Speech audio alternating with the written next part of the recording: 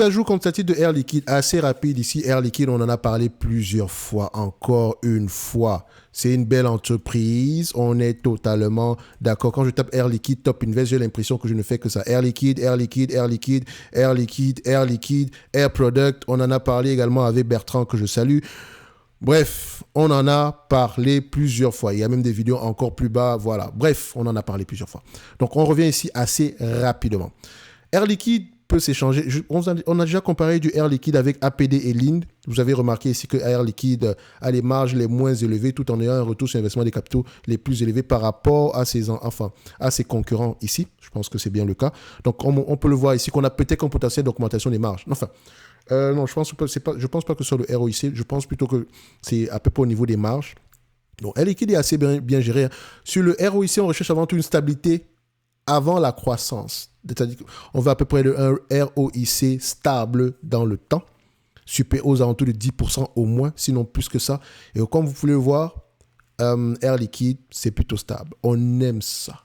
Est-ce que Air Liquide mérite d'avoir une place dans n'importe quel watchlist? Je pense que la réponse, la question est vite répondue. Ok, donc je prends mon Air Liquide, je vais l'ajouter dans ma watchlist tranquillement. Est-ce que c'est le cas? Oh, elle n'était pas là, on l'ajoute. Point barre. Maintenant, du point de vue évaluation, alors, en date d'aujourd'hui, le marché perd à peu près 25 fois les bénéfices en moyenne sur les dernières, depuis 2019 sur Air Liquide. Regardez bien, depuis 2019 uniquement, si je prends ceci, je dézoome jusqu'à cette période, on prend ça, on met ça ici.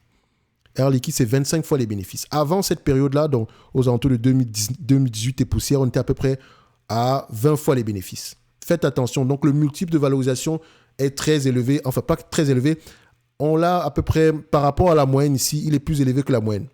Ok, c'est la nouvelle moyenne depuis à peu près, on va dire depuis 2019. Donc quand vous calculez ici, quand vous voulez valoriser Air Liquide, prenez 20 et 25. Toujours en vous disant que 25 fois les bénéfices, tant qu'on a une croissance moyenne, voilà, disons supérieure à 5%, pourquoi pas pour ce genre d'entreprise? Parce qu'en période de maturité, il y a de grandes chances qu'on reste aux alentours de 20 fois les bénéfices. D'accord? Si on reste à peu près à 5% de croissance, ça donne 1, 2, 3, 4, 5. Donc d'ici ça, ça veut dire quoi ce que je viens de faire là? En fait, si on achète du Air Liquide à 25 fois les bénéfices ici aujourd'hui et qu'elle a une croissance de 5% sur les 5 prochaines années, tout en maintenant à peu près, sans que le prix ne change, hein, d'accord? Sans que le prix ne change, d'accord? Ça reviendrait ici à payer 20 fois les bénéfices.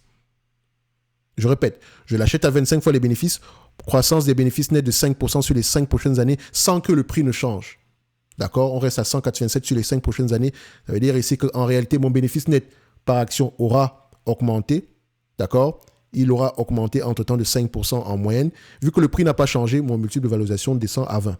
Donc, en prenant 25 fois les bénéfices, il faut vous dire que c'est ce qui est inclus à l'intérieur. Parce qu'en maturité, on va avoir tendance à avoir des multiples moins élevés. Donc, 25 fois les bénéfices, très gentil, ça donne 209 € l'action.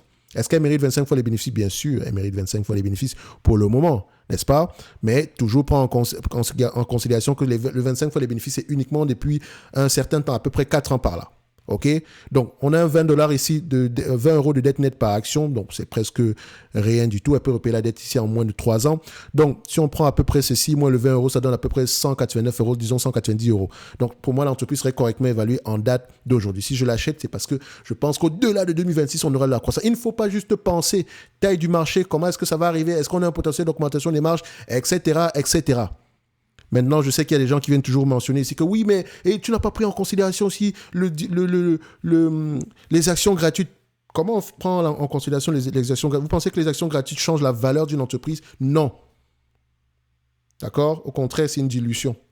C'est un dividende déguisé, certes, mais on aurait préféré même qu'il n'y ait jamais de... En fait, est-ce que vous savez que s'il n'y avait pas de... Comment on appelle ça? S'il n'y avait pas ici d'actions gratuites, on aurait eu un bénéfice par action plus élevé et donc un prix plus élevé. OK? Ça ne change rien par rapport à la valeur. Hein, parce que si on prend ici une entreprise qui rapporte 1 milliard avec 100 actions, ça donne à peu près aux alentours de 10 $ par action. La même entreprise qui rapporte 1 milliard, disons, avec 200 actions, ici, vous allez remarquer qu'on aura 5 $ par action. D'accord? Si on reste à peu près, on aura, en termes de valorisation ici, ça reste à peu près la même chose. Le nombre d'actions ne va rien changer. Ça aura un impact sur le nombre, ça aura un impact sur le prix et non sur la valeur. Enfin, si on le comprend comme ça. Ok, mais on n'aime pas la valeur, on n'aime pas à peu près ici. Je n'aimerais pas avoir une entreprise qui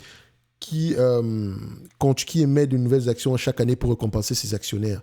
Ça ne me plaît pas.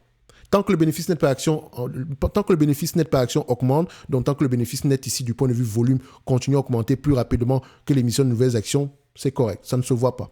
Mais on n'est pas ici pour parler d'Air Liquide. C'est la politique d'Air Liquide, c'est sans doute la raison pour laquelle c'est assez stable ici, mais ça n'a pas d'impact sur la valeur de la compagnie, s'il vous plaît.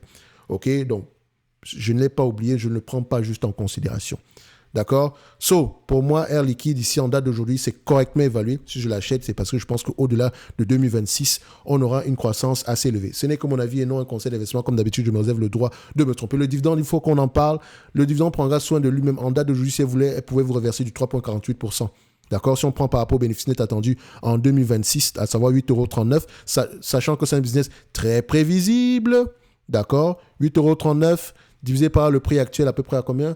188 € divisé par 188, ça donne à peu près un rendement sur coût de 4%.